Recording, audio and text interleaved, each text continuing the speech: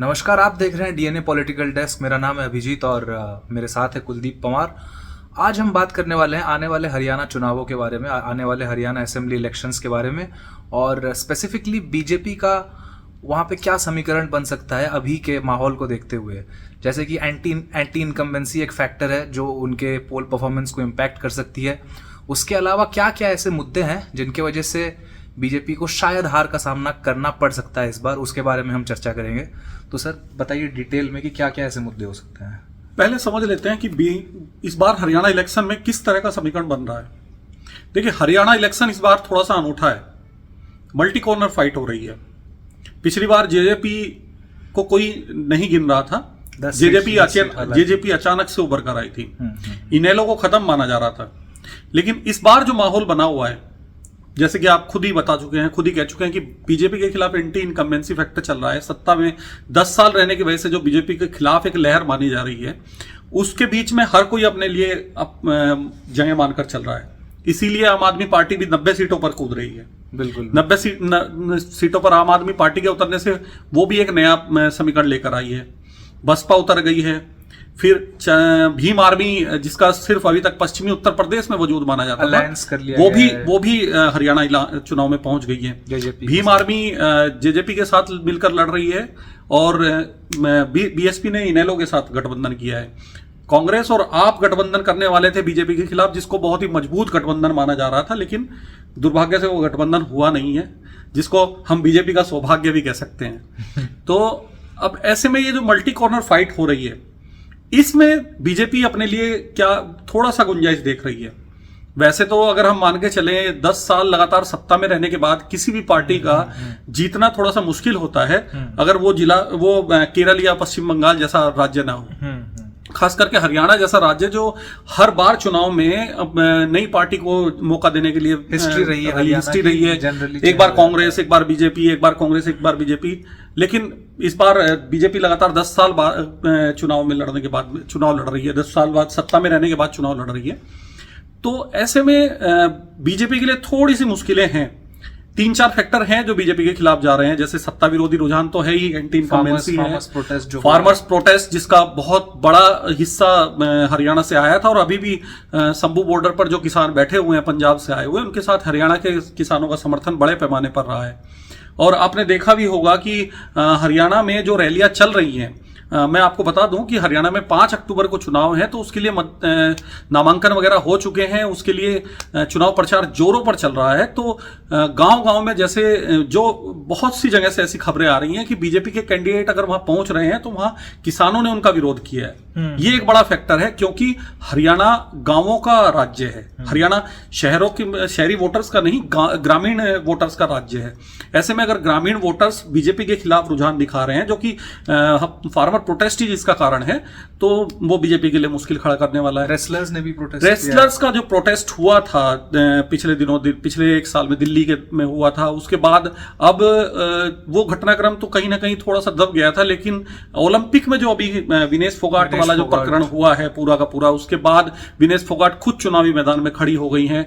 उससे कहीं ना कहीं वो रेसलर्स वाला जो प्रोटेस्ट था, जिसको अगर कहा जाए, हरियाणा ने अपने मान सम्मान की बात उस समय कही थी कि ये हमारे मान सम्मान की लड़ाई थी और इसमें हमारी बेटियों के साथ में बीजेपी खड़ी नहीं दिखी है। इसको लेकर के बहुत लोगों ने अपने विचार व्यक्त किए थे, वो दोबारा से उभर आया है। उसमें मैं आपको एक खास बात बता दूं कि हरियाणा का जो मेन कोर वोटर है वो जाट है और ओबीसी और दलित का परसेंटेज भी काफी ज्यादा है।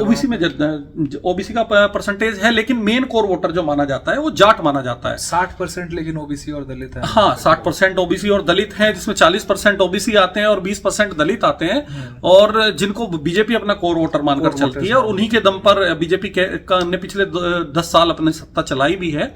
ये पहली बार हुआ था जब बीजेपी ने एक ऐसी गवर्नमेंट बनाई थी जो नॉन जाट वोटर्स के बूते पर सरकार चुनकर आई थी।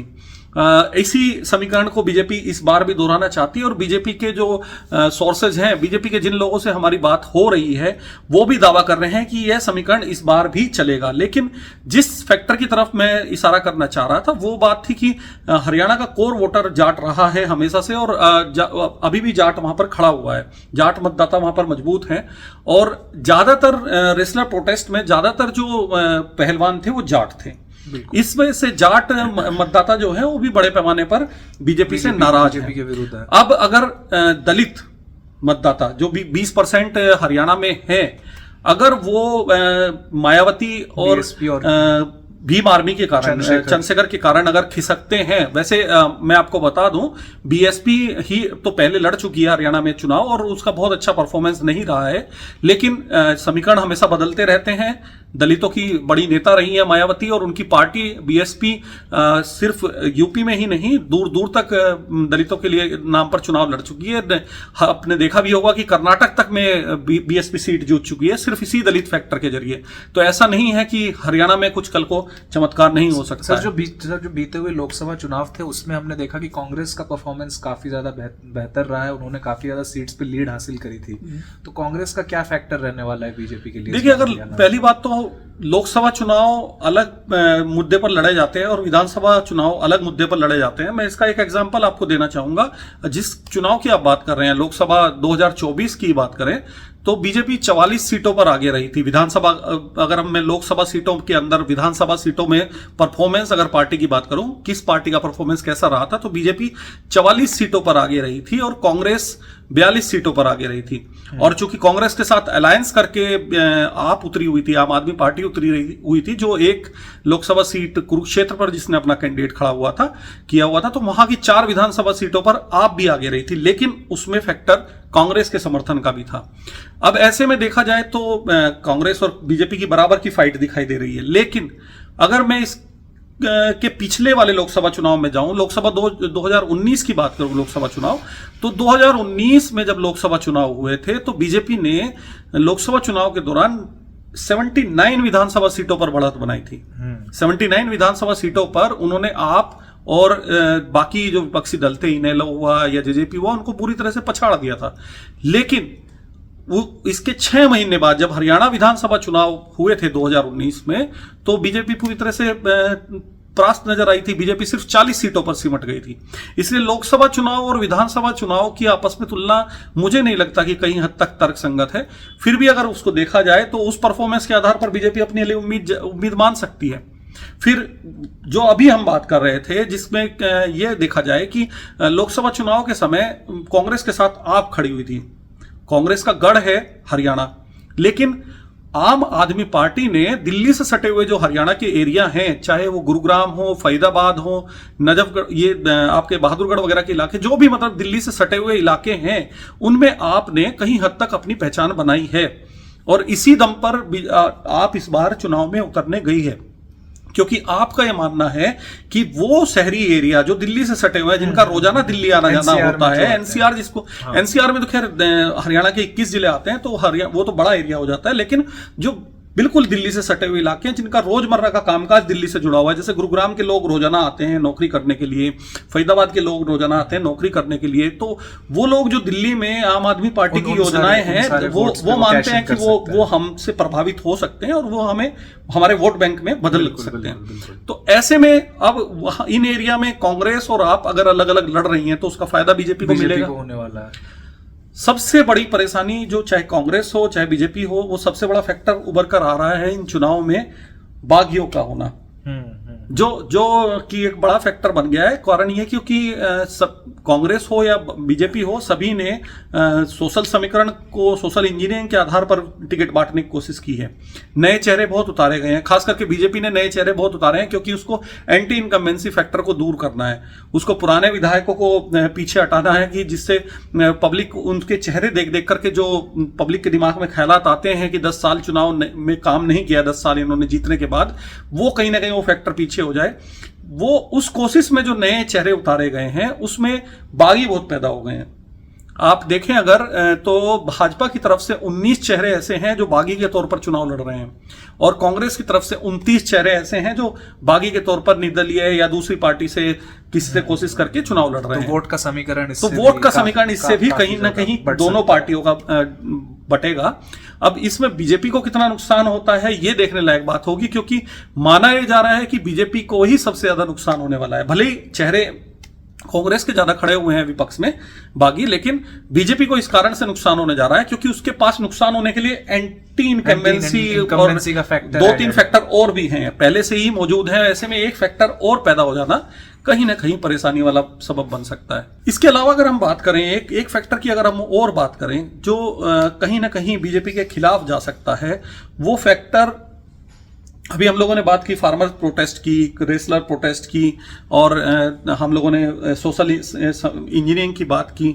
लेकिन हम लोग अगर देखें तो पिछले चुनावों को ध्यान में हमें रखना होगा जिनमें कहीं ना कहीं रिजल्ट जो है वो अप्रत्याशित आया है। अब बीजेपी का समीकरण, बीजेपी किस आधार पर जीत की उम्मीद कर रही है? जैसे हम लोगों ने किसी को नहीं मिल रही, क्लियर मेजोरिटी नहीं मिल रही है, तो गठबंधन की सरकार बनी तो बीजेपी के लिए वैसे भी मुश्किल होगी क्योंकि बीजेपी के साथ कोई दल खड़ा होने को तैयार नहीं है। जेजेपी से आप टूट चुके हैं, इनेलो आपके साथ कभी आता नहीं है और कांग्रेस और आपसे तो कोई उम्मीद है ही नहीं। तो बीजेपी के मुकाबले इसलिए कांग्रेस के लिए ज्यादा अच्छा फैक्टर दिखाई दे रहा है। कांग्रेस क्योंकि अगर हम सरकार बनाने के चांसेस ज्यादा दिखाई दे रहे हैं। असेंबली अगर होती है तो कांग्रेस के पास ऑप्शंस, हाँ कांग्रेस के पास ऑप्शंस है क्योंकि वो ऑलरेडी आप वगैरह के साथ बातचीत में थे। इनेलो आ सकता है कांग्रेस के साथ में और जेजेपी भी आ सकता है क्योंकि जेजेपी की ऐसी कोई विचारधारा की लड़ाई नहीं है, अगर बशर्ते कि हुड्डा परिवार जो कि कांग्रेस में प्रभावी है और जिनके उम्मीद है कि जिनके चेहरे के आधार पर कांग्रेस चुनाव लड़ रही है, तो कहीं ना कहीं अगर उनकी मनमर्जी रहती है। क्योंकि माना यह गया था कि आम आदमी पार्टी के साथ भी गठबंधन ना होने के पीछे हुड्डा फैमिली की नाराजगी ही, उनका विरोध ही एक फैक्टर साबित हुआ था। लेकिन जो कुछ फैक्टर हैं जिनके आधार पर बीजेपी अपने लिए रहा सही मान रही है, वो उनमें एक फैक्टर हम लोग बात कर ही चुके हैं, जो ओबीसी और दलित का गठजोड़ वाला जो समीकरण है। दूसरा फैक्टर है उसमें कांग्रेस भले ही इस बार मजबूत दिखाई दे रही है, कांग्रेस भले ही सत्ता में आती हुई दिखाई दे रही है, लेकिन कांग्रेस के अंदर जो फूट चल रही है, कांग्रेस में कई धड़े खड़े हुए हैं जिसकी वजह से आज भी याद हो आपके मल्लिकार्जुन खड़गे को बाकायदा बयान देना पड़ा है कि कोई भी हमारे कांग्रेस पार्टी कभी भी पहले से सीएम चुनकर नहीं चलती है, क्योंकि वहां हर कोई सीएम बनने के लिए तैयार खड़ा हुआ है। वहां एक हुड्डा परिवार का गुट है, वहां एक शैलजा का गुट है, कुमारी शैलजा का गुट है, वहां सुरजेवाला गुट भी एक खड़ा हो गया है। तो मतलब 2-3 धड़े वहां अलग अलग पार्टी में दिखाई दे रहे हैं और अगर इस तरह की गुटबाजी वहां पर है तो बीजेपी अपने लिए चांस मानकर चल रही है। तो social engineering, multi corner fights, फिर कांग्रेस की गुटबाजी, 3-4 फैक्टर ऐसे हैं जिनकी वजह से बीजेपी मानकर चल रही है कि उनको फायदा हो सकता है। तो दोस्तों यहाँ पे हम बात कर रहे थे आने वाले हरियाणा के असेंबली इलेक्शंस के बारे में, हरियाणा इलेक्शंस के बारे में, बाकी खबरों के बारे में जानने के लिए और कई और खबरों के बारे में जानकारी रखने के लिए देखते रहिएगा डीएनए। ये वीडियो आपको कैसा लगा कमेंट करके जरूर बताइएगा।